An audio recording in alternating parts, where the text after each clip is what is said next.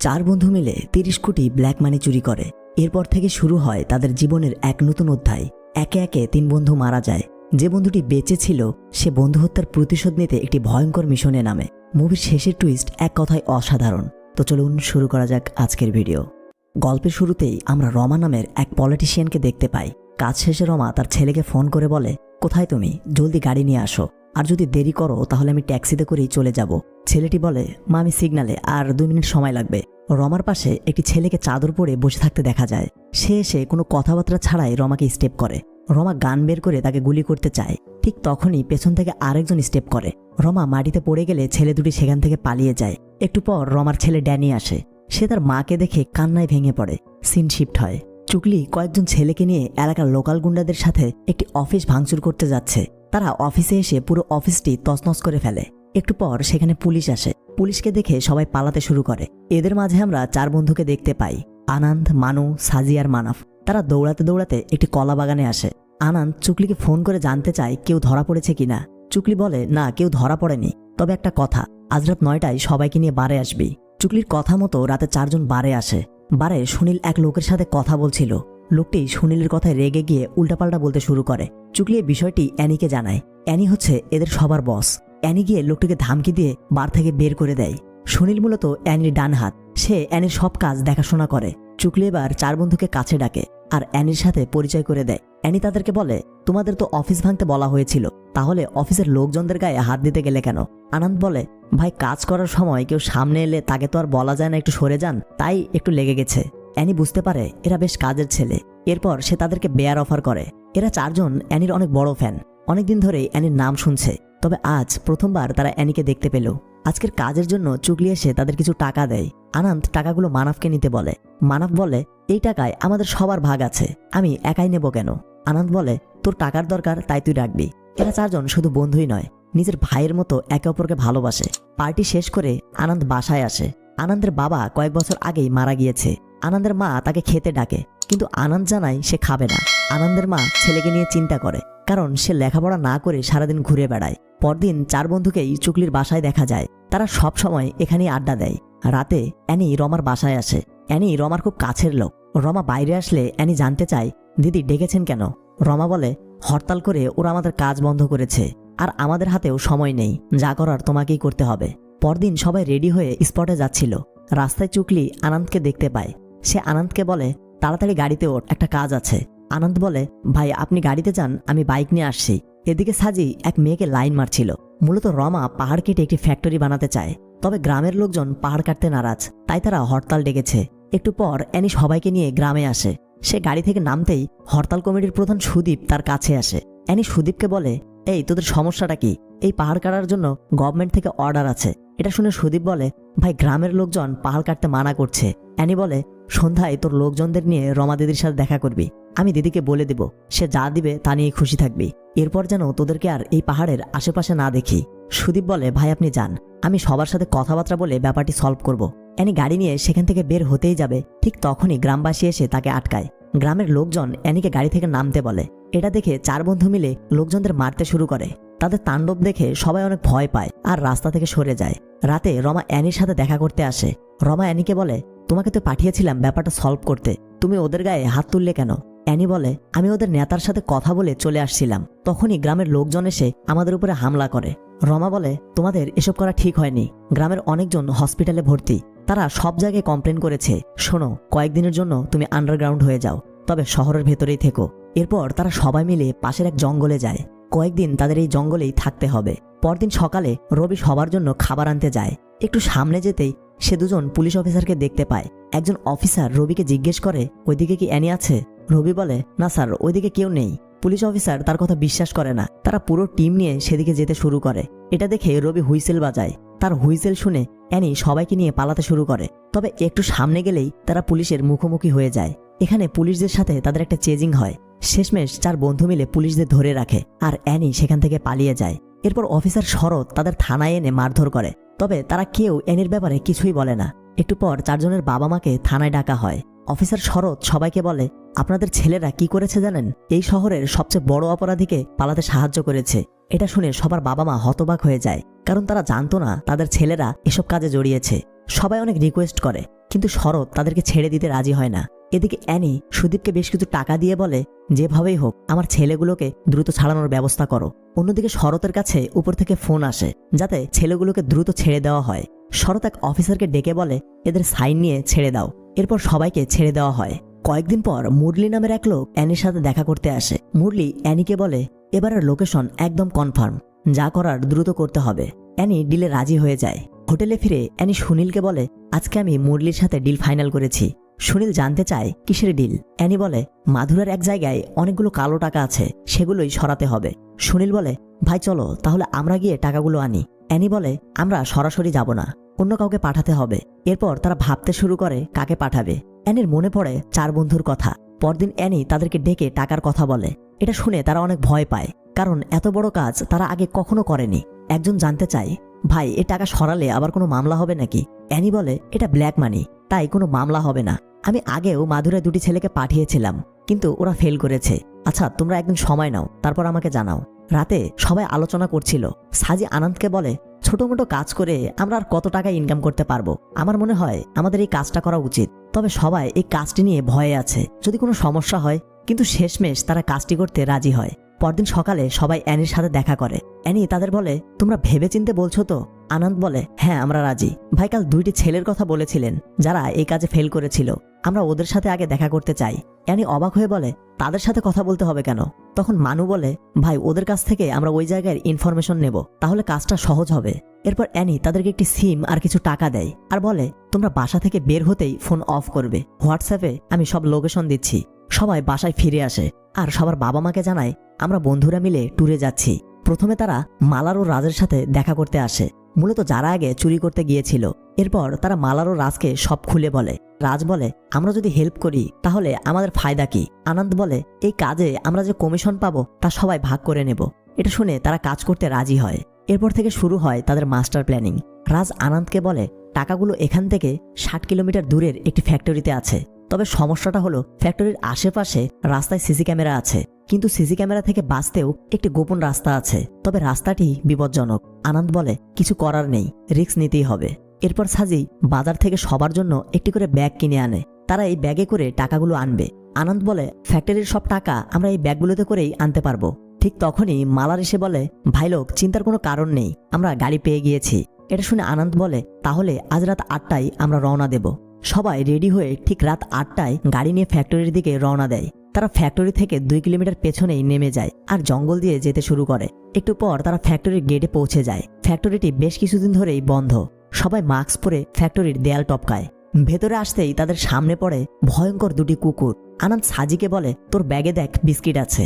সাজি বলে, ভাই আমি তো বিস্কুট খেয়ে ফেলেছি। এরপর যা হবার তাই, কুকুরগুলো তাদের তাড়া করে। তারা অনেক কষ্টে একটি কুকুরকে মেরে ফেলে আর একটিকে বন্দি করে রাখে। সবাই একটু সামনে যেতেই এবার সিকিউরিটি গার্ড এসে হাজির। তারা সিকিউরিটি গার্ডকে একটি রুমে বেঁধে রাখে। এরপর ফ্যাক্টরির একটি গেট ভেঙে তারা ভেতরে প্রবেশ করে। তবে টাকাগুলো কোথায় আছে তা কেউ জানে না। এজন্য তারা চারিদিকে খুঁজতে শুরু করে। তারা সব জায়গায় খোঁজে, কিন্তু কোথাও টাকাগুলো পায় না। বেশ কিছুক্ষণ খোঁজার পর তারা একটি বেসমেন্ট খুঁজে পায়। আনন্দ বেসমেন্টে গিয়ে চমকে যায়। সে অনেকগুলো ট্রাঙ্ক দেখতে পায়। তার মনে হয় এই ট্রাঙ্কগুলোর ভিতরে টাকাগুলো রাখা আছে। তারা একটি ট্রাঙ্ক ভাঙতেই পুরো অবাক হয়ে যায়। এরপর তারা সমস্ত টাকা নিয়ে ফ্যাক্টরি থেকে বেরিয়ে আসে। সবাই গাড়ির কাছে আসলে তারা কয়েকজন পুলিশ অফিসারকে দেখতে পায়। মূলত এরা রাস্তায় ডিউটি করছিল। পুলিশ অফিসারটি গাড়িটি চেক করে, দেখে ভিতরে কেউ নেই। তারপর সে চলে যায়। এরপর তারা টাকাগুলো গাড়িতে তোলে আর সেখান থেকে রওনা দেয়। রাস্তায় যেতে যেতে সবাই প্ল্যান করছিল টাকা পেলে কে কি করবে। হঠাৎ পেছন থেকে একটি গাড়ি এসে তাদের গাড়িতে ধাক্কা দেয়। তারা বুঝতে পারছে না এসব কি হচ্ছে। গাড়িটিতে কয়েকজন সন্ত্রাসী ছিল। তারা এদের কাছ থেকে টাকাগুলো নিতে চায়। রাজ কোনো মতে তাদের ফাঁকি দিয়ে একটি জঙ্গলের ভেতরে আসে। গাড়ি থেকে নেমে আনন্দ অ্যানিকে ফোন করে সব জানায়। অ্যানি বলে, হোয়াটসঅ্যাপে তোমাদের লোকেশন দাও আর যেখানে আছো সেখানেই থেকো। সবাই আলোচনা করছিল। সাজি বলে, আমি আমার জীবনে এমন রিস্কি কাজ আর কখনোই করব না। মানব বলে, আমাদের পাওনাটাকে ফিক্সড করার দরকার ছিল। এবার আনন্দ বলে, আমরা আগে জানতাম না এখানে 30 কোটি টাকা আছে। সাজি বলে, এখন তো আমরা জানতে পেরেছি, কাল আগে কমিশন ফিক্সড কর। যদি তারা এতে রাজি না হয় তাহলে আমরা টাকা নিয়ে যাব না। পরদিন সকালে ফ্যাক্টরির মালিক বিনোদ পুলিশ অফিসার সুরাজকে নিয়ে ফ্যাক্টরিতে আসে। সুরাজ গার্ডকে বলে, কাল রাতে কি হয়েছিল? গার্ড বলে, কয়েকজন ছেলে এসে আমাকে বেঁধে রেখেছিল। তারা কি করেছে আমি কিছুই জানি না। সুরাজ বলে, ওরা এসে ফ্যাক্টরি থেকে 30 কোটি টাকা চুরি করেছে। এটা শুনে গার্ড অবাক হয়ে যায়, কারণ সে জানতো না ফ্যাক্টরিতে এতগুলো টাকা ছিল। অন্যদিকে অ্যানি টাকা নিতে তাদের লোকেশনে এসেছে। তারা অ্যানিকে কমিশনের ব্যাপারে বলে। অ্যানি বলে টাকাগুলোকে ক্লায়েন্টকে দিতে হবে, এরপর তারা কমিশন দেবে। তোমরা আমাকে বিশ্বাস করো, আমি তোমাদের ভালো কমিশন দেব। সবাই এতে রাজি হয়, কারণ এটা ছাড়া আর কোনো রাস্তা নেই। এরপর তারা অ্যানিকে সব টাকা দিয়ে রাজের বাসায় আসে। সবাই চা খাচ্ছিল। সাজি হঠাৎ এলাকার এক ক্লাবের বিলবোর্ড দেখতে পায়। সে বলতে শুরু করে, আমাদের সবারই এরকম একটা ছবি করে টাঙিয়ে রাখা দরকার, যাতে সবাই বুঝতে পারে আমরা কত ভালো বন্ধু। এটা শুনে মালার বলে, তাহলে আমরা সবাই একটা ছবি তুলি, পরে এটা বিলবোর্ড করে টাঙানো হবে। এরপর তারা সবাই মিলে একটি ছবি তোলে। রাতে তারা চারজন রাজ ও মালারকে বিদায় দিয়ে তাদের শহরে ফিরে আসে। কয়েকদিন পর অ্যানি আনন্দকে ফোন করে দেখা করতে বলে। তারা চার বন্ধু দ্রুত অ্যানির কাছে যায়। অ্যানি তাদেরকে বলে, তোমরা যে কাজে গিয়েছিলে কাজটি ছিল রমা দিদির। আমি দিদিকে তোমাদের কথা বলেছি, তোমরা ভালো কমিশন পাবে। এই দেখো, দিদি দেখা করতে এসেছে। রমা এসে তাদেরকে বলে, তোমরা যত টাকা ভাবছো তত টাকা এখানে নেই। আনন্দ বলে, ম্যাডাম কম হলেও এখানে 30 কোটি টাকার বেশি আছে। রমা বলে, 2000 টাকার নোটের কোনো দাম নেই, এগুলো ফেলে দিতে হবে। তোমরা চিন্তা করো না, তোমাদের জন্য 10 লাখ রেখেছি। এটা শুনে চারজন হতাশ হয়ে যায়। আনন্দ বলে, ম্যাডাম জীবনের রিস্ক নিয়ে কাজটি করেছি, আমাদের এভাবে ঠকাবেন না। এটা শুনে অ্যানি বলে, দিদি ওরা আমার হয়ে কাজ করে। তখন রমা বলে, অ্যানি তোর জন্য 20 লাখ টাকা রেখেছি। এরপর আনন্দ রমাকে বলে, ম্যাডাম সবাই অনেক কষ্ট করেছি, এক একজনের 50 লাখ করে পাওয়া উচিত। রমা বলে, 6 জনের 3 কোটি টাকা? বাচ্চা, আমাদের ধান্দা এভাবে চলে না। অ্যানি তুই এদের কিছু বলিসনি? এরা এসব কি বলছে? অ্যানি আবারও রমাকে বলে, দিদি এরা অনেক কষ্ট করেছে, আপনি দেখুন কি করা যায়। রমা বলে, ঠিক আছে, তাহলে 25 লাখ টাকা দিচ্ছি, এর উপরে আমি 1 টাকাও দিতে পারবো না। কিন্তু তারা এতেও রাজি হয় না। এসব দেখে রমার ছেলে ড্যানি এসে গালিগালাজ শুরু করে। এর ফলে ড্যানির সাথে তাদের হাতাহাতি শুরু হয়। ড্যানির লোকজন তাদের চারজনকে মারধর করে। এরপর অ্যানি এসে সবাইকে থামায়। অ্যানি তাদেরকে বুঝিয়ে সেখান থেকে বের করে দেয় আর বাসায় যেতে বলে। তারা চার বন্ধু কোনোভাবেই বিষয়টি মেনে নিতে পারছে না। সাজি বলে, আমাদের কি করা উচিত? আনন্দ বলে, অনেক হয়েছে, চল এবার। এরপর তারা চারজন লাঠিসোঁটা নিয়ে ড্যানিকে খুঁজতে বেরিয়ে পড়ে। তারা ড্যানিকে সব জায়গায় খোঁজে, কিন্তু পায় না। রাস্তায় হঠাৎ তারা ড্যানির গাড়ি দেখতে পায়। তারা ড্যানির গাড়িটি আটকায়, আর ড্যানিও তার লোকজনদের মারতে শুরু করে। ড্যানিকে তারা ইচ্ছামতো মেরে সেখান থেকে চলে যায়। সিন শিফট হয় হসপিটালে। অ্যানি রমাকে বলে, ডাক্তার কি বলল? রমা বলে, হয়তোবা হাত কেটে ফেলতে হবে, বাকিটা অপারেশনের পর বোঝা যাবে। আমার জন্যই এসব হলো। কয়েক বছর আগে আমি এই ধান্দা শুরু করেছিলাম। যাই হোক, ছেলেগুলোকে ডাকো, আর ওরা যা চায় তা দিয়ে দাও। আমি ড্যানিকে ব্যাঙ্গালুর রেখে আসবো। রাতে অ্যানি চারজনকে ডেকে বলে, মারামারি করার কি দরকার ছিল? যাই হোক, কাল সকালে এসে আমার সাথে দেখা করো, দিদি তোমাদেরকে টাকা দিতে বলেছে। পরদিন সকালে মানাপার মানু সাজির বাসায় আসে। তারা দেখতে পায় বাসায় কেউ নেই। মানু সাজিকে ফোন করে জানতে চায় সে কোথায়। সাজি বলে, দোকানে সবজি বিক্রি করতে এসেছে। এটা শুনে তারা দুজন সাজির দোকানে যেতে শুরু করে। রাস্তায় হঠাৎ একটি ট্রাকের সাথে তাদের অ্যাক্সিডেন্ট হয়। হসপিটালে আনা হলে ডাক্তার তাদের মৃত ঘোষণা করে। আনন্দ সাজি বিষয়টি কোনোভাবেই মেনে নিতে পারছে না। এই খবর পেয়ে মাদুরাই থেকে রাজ ও মালান এসেছে। সন্ধ্যায় সাজি বলে, আমার মনে হচ্ছে কেউ আমার বুকটা চিরে ফেলেছে। একটু পর রাজ আনন্দকে বলে, ভাই আমি আর এখানে থাকতে চাই না, তোমরা মাদুরায় আসো, ছোট মোটো কাজ করে আমরা একসাথেই থাকবো। আনন্দ বলে, টেনশন করো না, আমি টাকা নিয়ে দ্রুত মাদুরায় আসবো। রাজ বলে, আরে ভাই, আমি টাকা নিতে এখানে আসিনি, আমি এসেছি আমার বন্ধুর জন্য। তোমরা যত দ্রুত পারো মাদুরায় চলে আসো।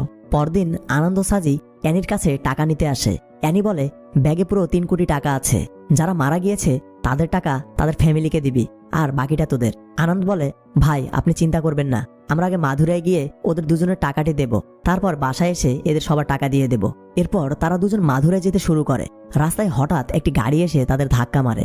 তাদের গাড়িটি রাস্তার পাশে ফেসে যায়। তারা গাড়ি থেকে নেমে দৌড়াতে শুরু করে, আর তাদের পিছনে কয়েকজন লোক অস্ত্র নিয়ে ধাওয়া করছে। তারা সাজিকে মেরে ফেলে, আর আনন্দ গিয়ে জঙ্গলে লুকিয়ে পড়ে। রাতে আনন্দ চুকলির বাসায় আসে।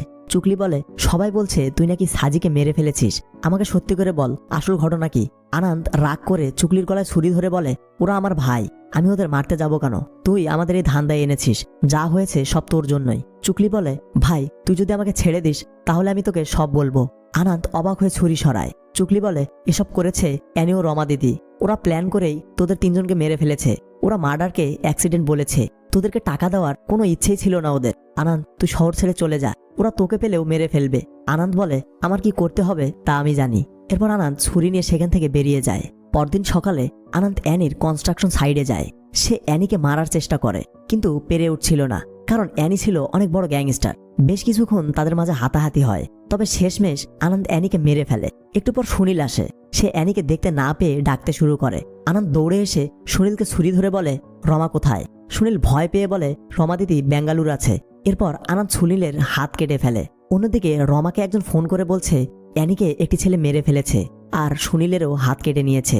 তুমি সাবধানে থেকো, ওদের 4 জনের একজন এখনো বাইরে, হয়তোবা নেক্সট টার্গেট তুমি। এদিকে আনন্দ রাজের বাসায় এসেছে। সে রাজকে বলে আরেকজন বাকি আছে, আমাকে ব্যাঙ্গালোর যেতে হবে। রাজ বলে আমরাও তোমার সাথে যাব, কি করতে হবে শুধু প্ল্যানটা বলো। আনন্দ বলে না ভাই, তোমাদের যেতে হবে না, তোমরা এসবের ভেতরে এসো না। রাজ বলে কি বলছো এসব, আমরা তোমাকে একা ছাড়বো না। আনন্দ তাদেরকে বুঝিয়ে একাই ব্যাঙ্গালোর যেতে শুরু করে। তবে রাজ ও মালার বিষয়টি মানতে পারছে না। পরদিন রমার বাসায় বিনোদ ও সুরাজ আসে। তারা টাকা চুরির জন্য মুরলিকে মেরে ফেলেছে, আর টাকাগুলো কিভাবে চুরি করা হয়েছে তারা সব জেনে গিয়েছে। সুরাজ রমাকে বলে ম্যাডাম অনেক হয়েছে, এখন বিষয়টি সেটেল করুন। অন্যদিকে আনন্দ ব্যাঙ্গালোরে সারাদিন রমাকে খুঁজে বেড়ায়, কিন্তু কোথাও তাকে দেখতে পায় না। রাতে সে একটি জিমে রমাকে দেখতে পায়। সে বসে বসে রমার জন্য অপেক্ষা করছিল। রমা জিম থেকে বেরিয়ে গাড়িতে উঠতেই যাবে, তখন আনন্দ ছুরি নিয়ে তাকে মারতে আসে। হঠাৎ একটি গাড়ি এসে আনন্দকে ধাক্কা দেয়। রমা এসব দাঁড়িয়ে দাঁড়িয়ে দেখছিল। গাড়িটি আবার পেছনে এসে আনন্দকে ধাক্কা দেয়। আনন্দ দেখতে পায় তার বন্ধুরা তাকে নিতে এসেছে। আনন্দ সেখানেই মারা যায়। যে গাড়িটি আনন্দকে ধাক্কা দিল, গাড়িটির ভেতরে ছিল চুকলি। সে কাঁদতে কাঁদতে বলে আমি বলেছিলাম দূরে কোথাও যেতে। রমা চুকলিকে এই কাজটি করতে বাধ্য করেছে। একটু পর রাজমালার দৌড়ে আনন্দের কাছে আসে। কয়েকদিন পর রাজমালার মুখ ঢেকে রমার কাছে আসে আর তাকে মেরে ফেলে, যা আমরা গল্পের প্রথমে দেখেছিলাম। মূলত তারা বন্ধুদের মৃত্যুর প্রতিশোধ নিতে রমাকে মেরে ফেলেছে। এরপর দেখা যায় রাজমালার বন্ধুদের স্মৃতি হিসেবে গ্রামে একটি বড় বিলবোর্ড টানাচ্ছে, যেখানে তাদের সবার ছবি ছিল। আর এর সাথে সাথেই মুভিটি শেষ হয়। ভাইলোক, একেই বলে বন্ধুত্ব। তো মুভিটি কেমন লাগলো অবশ্যই কমেন্টে